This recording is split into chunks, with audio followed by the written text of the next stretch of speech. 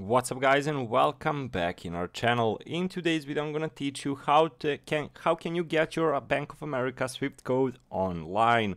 So wait until the end and see all the steps. So before we move on, it would mean a lot if you subscribe to our channel and hit that notification bell.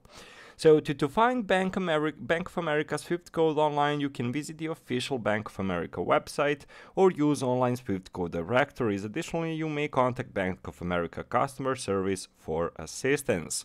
And also you can find it online or whatever, but how to do it on their website. So go to the official Bank of America site and log into your account. Look for a search or find a Swift code option on the homepage or in the navigation menu.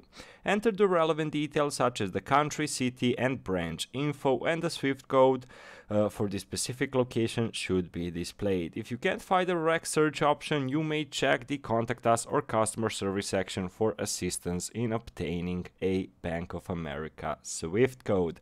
So quite an easy process. So make sure to get right one. They differ.